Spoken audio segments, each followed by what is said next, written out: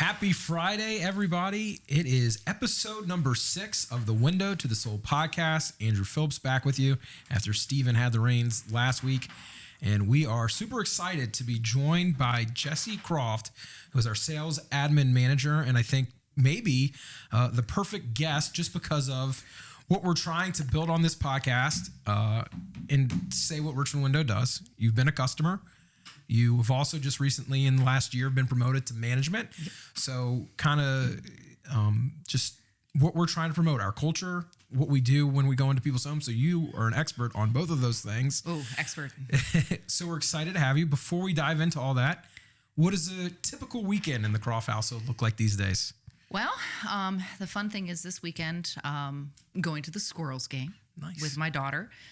Fortunately, my husband has to work, but going to the Squirrels game with my daughter this Sunday. And then next Sunday, we're going down to Baltimore to go to an Orioles game. Awesome. It is my alma mater, Loyola University, Maryland, is having a Orioles day. So they're throwing out the first pitch. They're doing alumni stuff. So that'll be a lot of fun next weekend as well. Yeah, we started about a month apart, and we bonded over athletics because just like me, you have a background in college athletics. That I do. Working. What did you do for Loyola when you were in that realm of your life? I actually thought I was going to get into sports marketing for quite some time. Enjoyed doing game day promotions. I was the one running around like an idiot, asking if people wanted pizza. You got to make some noise. I was known as the pizza girl for a while, but did that for a while. Also worked on the event side, actually doing the whole university event. So anything that was outside a conference room for a department, we would do that. So anything as simple as a meeting up to the convocation, and I would work up graduation, etc. So. And also a big sports fan. Orioles. Still cheer for Loyola. I know lacrosse, and then also Syracuse. Lacrosse is a tough one because Loyola and Syracuse are rivals. And so I'm a Syracuse. I bleed orange. I was born in Syracuse, New York. So I'm a huge Orange fan. But yeah, they're one of their main rivals in lacrosse is Loyola. So it was very difficult when I was there for 4 years. So did you play sports when you were growing up? Or? I played volleyball. Okay. Shocker, with me being almost 6 feet. I played volleyball and competitive softball for quite some time. So, yeah. Okay.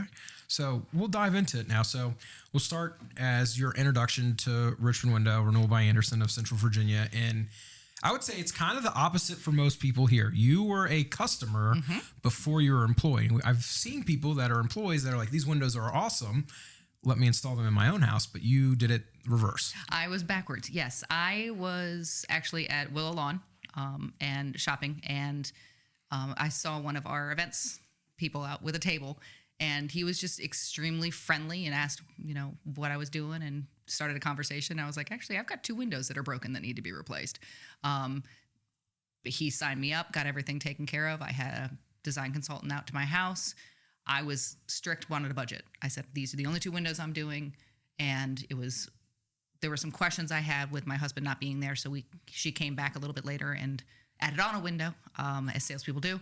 But it was great. We had an incredible experience. It was one of those things where I loved the approach. It wasn't salesy. I did not feel pressured in any way, shape, or form. But she also looked into other ideas. Like, she didn't measure my whole house, but she did look at other windows that I had talked about maybe in the future doing, and she had designed other ways that they could be used, which I thought was such a great idea with the program that we use. And so there was no pressure to do that, but it was kind of like, in the future, you might want to do this. And I was like, oh, of course, that still sits in the back of my head, something I want to do. And then Mark Madison, who's actually our IPM supervisor now, actually came out to do my measure. And talked to him, and I had no idea the detail that he was going to go into, which was great. All of the details on how the blinds were going to go back up and how it's going to open and it's going to look this way and all these different things, all the details that he went into, which was really surprising. And I was not there for the install. My husband was. But they actually borrowed our vacuum and cleaned everything up, and it was great. It was just a wonderful experience from start to finish.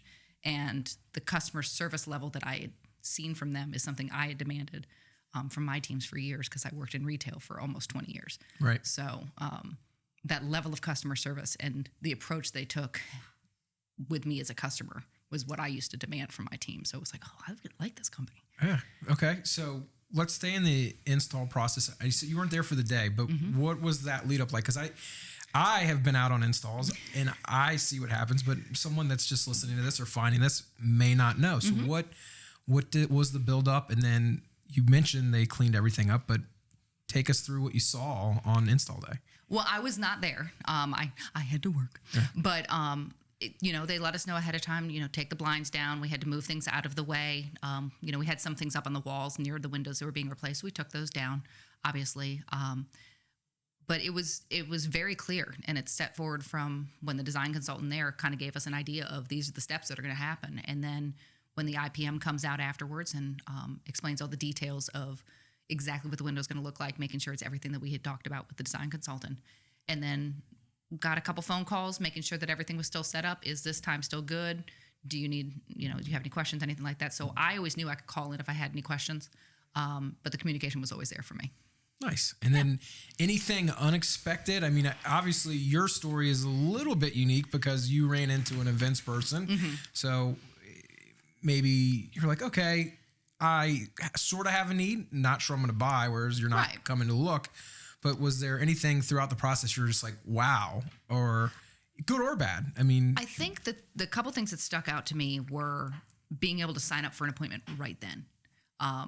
The gentleman who signed me up no longer works for the company, but he picked up the phone and said she wants to have an appointment as soon as possible. And we literally worked out a day on the phone right then and there. I was like, oh, okay, this is great.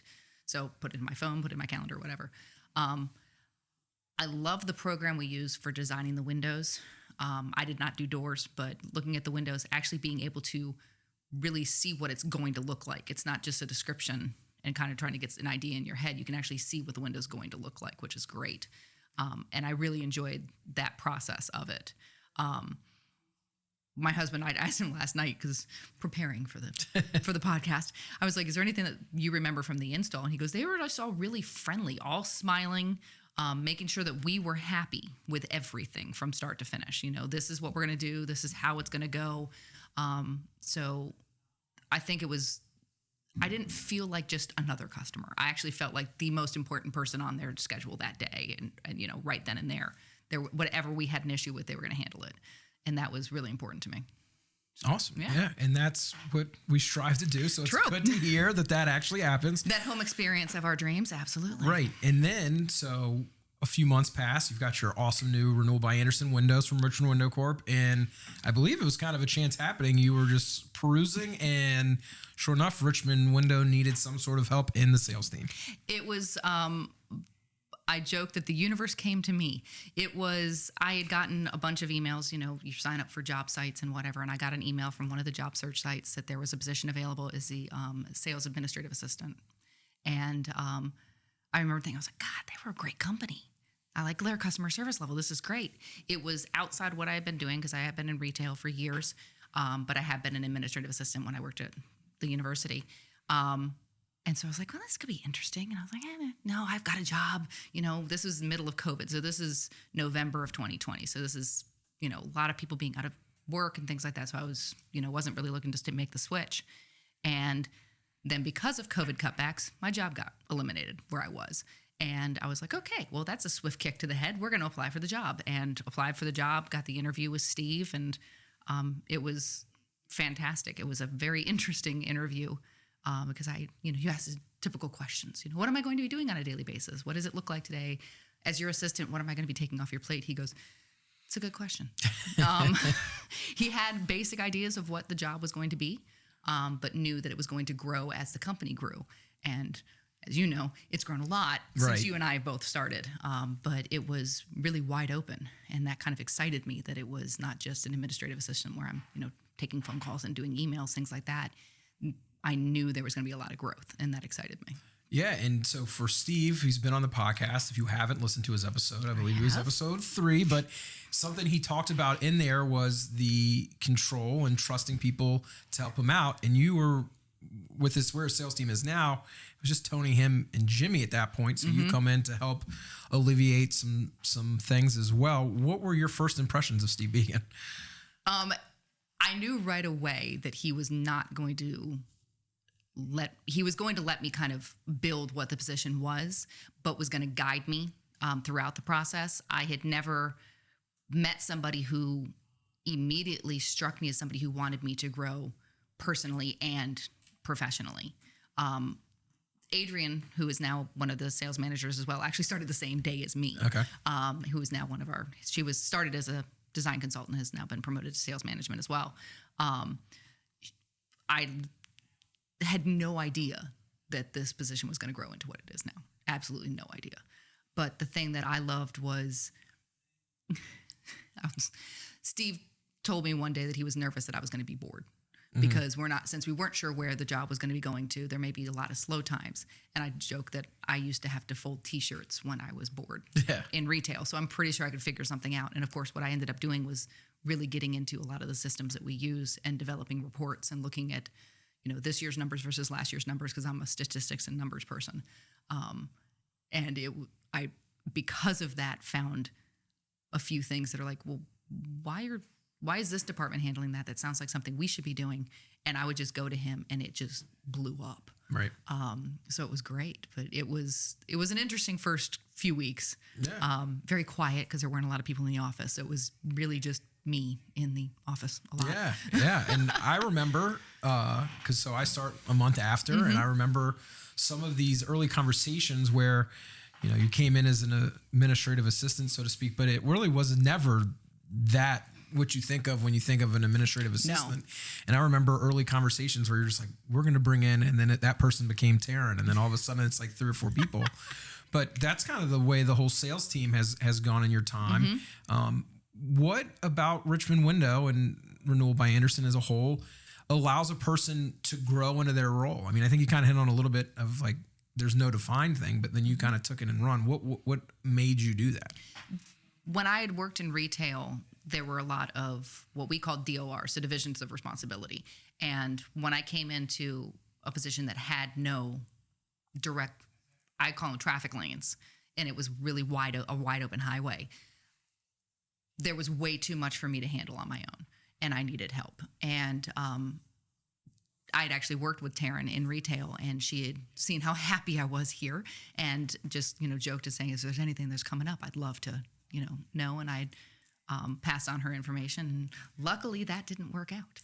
So when I was approached by Steve saying, you look like you could use some help, I'm like, yes, please. And he says, do you know anybody? I was like, I want Taryn. Right. That was my only, I want Taryn.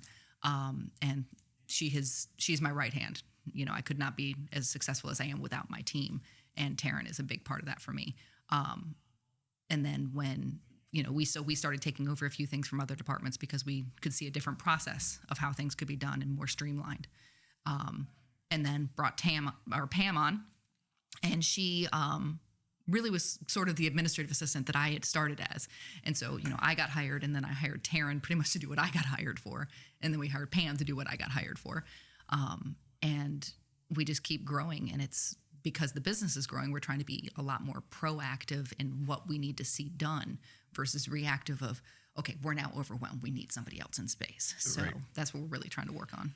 What were some of those early conversations like with Steve when you're like, this can be so much more than what it is now? Was it always accepted? Was it met with some resistance? Oh, absolutely. Yeah. Steve is one of those who I have no hesitation going up to him or anyone in leadership here and just kind of giving suggestions on what I think might be a different way to look at things because I come from a different perspective on a lot of different things, being in retail versus a construction industry. But I think the idea of growing the team is something Steve always saw, but wasn't sure how to get to it. And then I just happened to be the person that came in. I feel absolutely blessed that I work for this company. It is an amazing company to work with in terms of the support I have to build my team, but also looking down that road and knowing that we're going to get bigger and we're probably going to need more people. And this is where I think we could do this and this is where we could do that. And working it through with an extremely supportive supervisor and Steve. Yeah, I mean, he's great. He kind of opened up, pulled back the curtain, if you so to speak, on the podcast about how he works. And I think you're a perfect example of that to life. Talk a little bit about your transition from just his assistant to starting your own team? How the challenges, maybe? I think like we're sitting here and we talk about, oh, like this is great, I'm blessed, but what were some of the things that you're like, there's some friction somewhere, or what you weren't expecting in terms of that transition? I think the hardest part was the idea of wanting to stay within that small company mindset in some ways. This is the way we've always done it. And it's like, yes, I understand that, but we could do it this way. And if we do it this way, this, and this can happen, and different things fall into place. I remember sitting actually in this room with Steve and planning out, a plan of, 2 years down the road, 3 years down the road, where we wanted to be. And my team, I should say, Steve got us all books in our first meeting that we had. He, which was 2 weeks after I started, and I had never worked for a company that wanted us to really do that self-growth. And so it started with those few books that he had given us. And then he had actually suggested that I read a book called Who Not How, which is fabulous, and then followed up by The Gap and the Gain, which is the same author. And I really looked at the problems that I could see within my own department and within the process of the company and the job life cycle, that things got skipped over.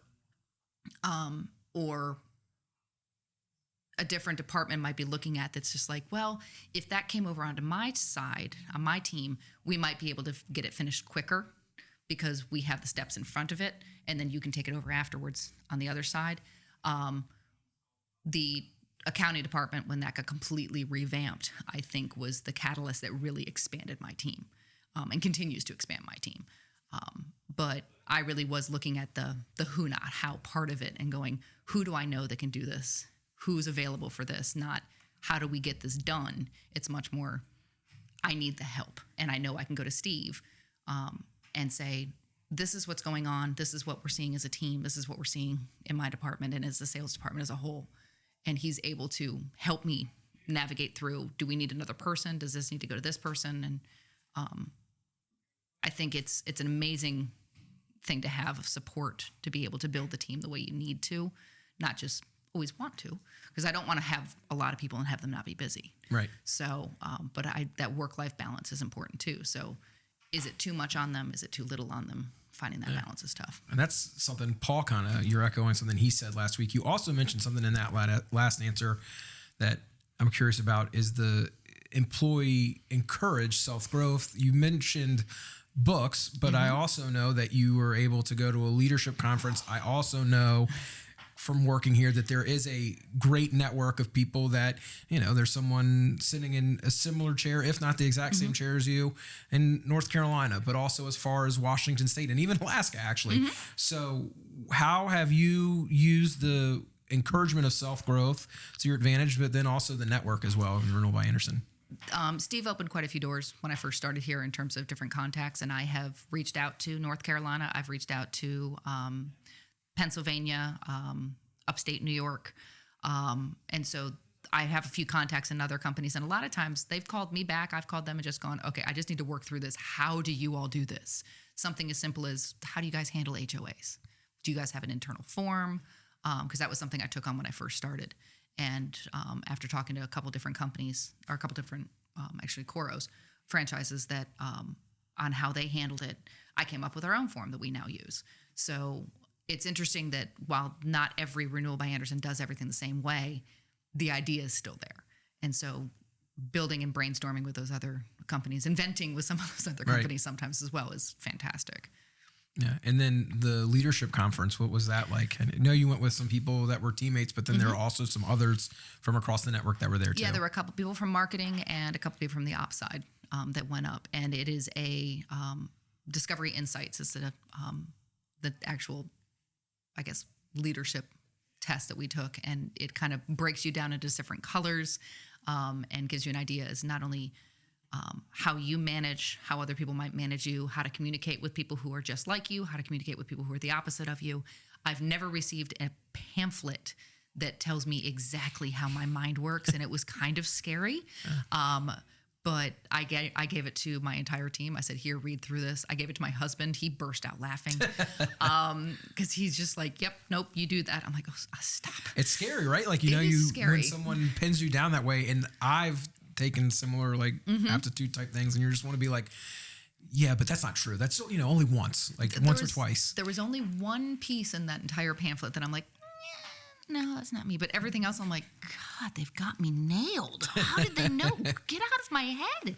But it's funny because now anytime anybody else within the company takes the test, it's like, ooh, what were you? What were you? And everyone's comparing charts and graphs and all these different things. So it's really, it's an interesting bonding experience while also improving your own leadership and management style. Right. And then I think too, like, you learn a little bit about yourself, but in your role, you interact with so many different people on day to day, whether it's internal in the company, just like a friendly conversation with Steven and or Elle or people that are around, but also customers. You are also a big key in the cog for the sales team, which is now 30 people and continuing to grow. How do you keep up with it, and what makes you flourish as someone that's a quote unquote people person? Oddly enough, the main personality trait that came out of that leadership thing was involve me. Right. And I don't want to be niched into one small little section of just helping with paperwork. I want to know and figure out how I can help with the job cycle from beginning to end. And that includes working with, Elle and the events team and just kind of like, what do you guys see on a daily basis? What then can I bring to the sales team to let them know that this is how we can help them? I think also because I was a customer and I kind of knew that process on that side as well, I want to make sure that every customer gets the experience that I got. Right. And I think that's the other reason that I will get involved with different pieces of every puzzle. I sit in the sales meetings every Wednesday when we have the whole sales team together. I sit on operations meetings. I sit in the IPM meetings every morning at 7 a.m. Thank God for coffee. But each piece to me, while yes, you can be just on the sales side and you're not in operations and you're not in marketing, unless there is that collaboration between everyone, it's going to be so disjointed, the customer won't have that experience they need. So how do we make it flow more simply from department to department to department? How do we have those people who make sure that flow is seamless, especially from the customer perspective? There's always going to be bumps and bruises and, supply chain issues and things like that. But how do we prep for that so the customer does not see it? Right. How do we make sure we're still giving them that home improvement experience of their dreams without making it seem like there are those bumps along the road? I think what makes you said it makes you unique is you've done it, you've felt it, so you know it's there. I see our reviews. It's there. It's just trying to make sure every single time. And like you hit it, there's things that are just out of our control. And it stinks, but that's just the way of the world. But I do think you bring a unique perspective. And I think the way we kind of both came in, we both have gotten to know so many people. And there's so many unique people that work here. We're trying to shed light. Just try to shed light on everybody's story. Yeah. It's hard to do when you're just a weekly episode. But I think that, you hit the nail on the head there with just trying to involve yourself, and you have, and it's kind of led to your team. Yeah, it is a lot of fun knowing that, we have a whole bunch of the text threads that come through from everybody. So marketing, for example, when you hear that somebody set a lead and it was, this great lead for such and such, it's like, yay, we got a lead. And then the sales team sales that lead. And then we get the note from, Lucas and the marketing team going, yeah, that was from this event. We're like, yay. And everyone keeps celebrating it along the line. And so it's not just this customer that, ran into somebody in Willow Lawn like myself. It is this customer, and then this person's attached to it. And then the sales team gets attached to it. And then the IPMs get attached to it. And so it's not just only certain people. The entire company needs to be a part of it at all times. Because if there's any breaks in that cog in the wheel, it's going to break down and the customer will know. Yeah. The communication piece is huge, making sure that we keep up with letting them know there's just any changes, letting them know if there's going to be a slight delay, things like that are so important to every customer. And just letting them know that this could be an issue, but we'll let you know if it is. And just making sure that we're being honest with the customers from the get-go, because the integrity piece is huge. Right. And that's one of the 4 core values. Yep. We're going to dive in a little deeper here now to your team. You've kind of mentioned it a little bit earlier, But you have a handful of people working under you. Taryn Jones, who you hired right away. Pam Walker, who's been with you for almost a year now. Yep. And then you inherited Andy from accounting, and then Debbie Fox. Yeah, poor Andy. Yeah. When we revamped, sorry about that. It never stops.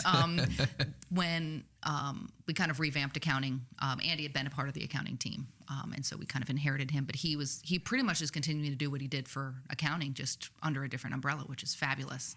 Because I didn't have to train somebody new on it. Right. But yeah, Taryn joined my team about 8 months after I got here, and then Pam just about a year after I've been here. And then just recently hired Debbie Fox, who Taryn and I actually worked with in retail as well. And I went to Taryn just like I went to Steve when I needed an assistant. I knew Taryn was starting to get a little overwhelmed with everything she was doing. And I said, you think Debbie could do this? Because I think she'd be perfect for the team. We both went, yep. Nice. Yeah. And so that worked perfectly. And she also had mentioned that earlier on, before I had the position available, that she was looking to get out of retail as well. I'm just trying to rescue all the retail managers as I can. That work-life balance is tough. Yes. But, and she mentioned that she was interested in coming on if there was anything available. And luckily there was. So I was able to grab her as well. So a big theme of this podcast and of this company in the last year and a half or plus that we've been here is growth. The sales team continues to grow. We talked to Paul 2 weeks ago about the operations growth. We literally last week had the talent acquisition manager. So literally the person that's in charge of helping bring more people to this company. Thank you, Thomas. Right. Yes. What does growth look like for the sales administration team that's pretty brand new when you consider every other department here at Richmond Window? I will definitely say that, like I mentioned with the divisions of responsibility, I just like expanding the highway. If you start with a 1-lane road, but that there's too much traffic going through that 1-lane road, you need to add another lane. I added Taryn. We now have a 5-lane highway. I think the most interesting part about the growth is the ability to add in those extra lanes as needed, but not overwhelming or underwhelming anybody with it. It is I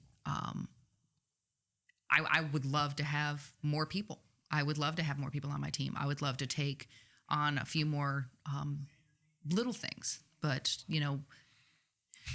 I'm just thinking about the things that were going on today. And, at some point we may have to have somebody whose sole responsibility is HOAs. Right. We may have to have somebody whose sole responsibility is making sure the financing goes through, things like that.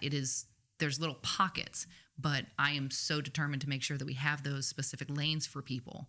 And my husband was joking with me when I was talking about the highway metaphor earlier, and he's like, well, what do you mean by that? I was like, well, you have traffic, and this lane is really clogged, and so you have an open lane. That other lane some people can divert over there. So if Pam is overwhelmed with the number of agreements that she's doing, and Taryn is done doing commissions for the day, it's like, what do you need? How can I help? Right. And so we defer some of that traffic around as needed. This past summer, we had a very interesting situation between vacations and COVID hitting the company again. And a lot of people had to divert. Right. There was construction on the highway, so to speak. And we all realized how much we appreciate having all those lanes open and having everybody here. But at the same time, we all learned the process so well that we can then, if somebody is out or somebody needs help, we can help them out. But we also realize that there's holes. Mm-hmm. And we also realize that there could be another lane added down the lane. But what would be in that lane? Because we need to make sure that there's enough traffic for that lane. And I think the real key in all this is teamwork. I think my God, yes. your story, I think, for this podcast and for what we strive and say we do is a prime example. And that's what I was trying to say earlier. But you start as a customer, chance happening, you find the job, and you've grown in it. Mm-hmm. And I think that's what the goal is for everybody. I mean, you look around, our team has had it, and it's happened in operations, and things continue to grow. But what does that say about the company that allows you to kind of grow? Thank you. Yeah. I'm not sure. It is, I'm so thankful that the company allowed me to be me. I've always been somebody who liked working in the background. And I still feel that same way here, where it's like, I'm not right in front of the customers. My team is not in front of the customers. We have little interactions here and there, but our main job is not making sure that those windows go in. Right. Our main job is all the little stuff in between. I don't know. I think it's just the DNA of what Paige wants this company to be. He wants people to succeed. It's not just, he doesn't want somebody just being, an administrative assistant. He wants to have that person be able to say, maybe there's something else we could do here. He wants that open door policy. He wants to be involved with all of us. We all joke, he comes in every day and he does the full circle and says hi to everybody. Mm-hmm. It's not just comes in and goes to his office and gets to work. Right. I know he talks to you about the Spiders. He comes to me joking with me about the Orioles baseball teams. And, it's the culture that he has built from the get-go, that it is wanting to not only grow the business, but with that are the right people in place. And if once they are, okay, let's move you forward. Let's get you support. Right. And then it just keeps shifting. And it helps everything grow overall. Jessi, thank you so much for your time. This was great. Yeah. I just want to say it's been cool seeing your growth. As I said at the beginning, we started around the same time. I remember our conversations of, well, I'm going to have this team. And I, not to your face, but I was like, I guess she's going to have that. But sure enough, you dreamed it. You set up a real plan, and it has happened. Your team has helped this company tremendously and helped. I know the sales reps, if they listen to this, they're going to be like, yeah, this has taken and made things a lot easier for us. And I'm sure Steve and sales leadership echo the same thing. I am lucky to be working with the people that I work with. And Stephen, you're in with it too, since you're newer, but yes. But no, it's the reason I think we work as hard as we do and are willing to give as much as we do is because of the people that we work with. Right. And the people we work for. Yeah. And it just makes it a lot easier. But this was great. Thank you so much. Of course. Jessi, again, thanks for your time. If you're listening on Spotify, make sure you subscribe to our podcast. Please, please, please. 5-star review to help us out. And then if you're on our YouTube channel, if you haven't already, I assume you have, but please subscribe to the channel. Thanks again for listening. We'll talk to you next time on the Window to the Soul podcast.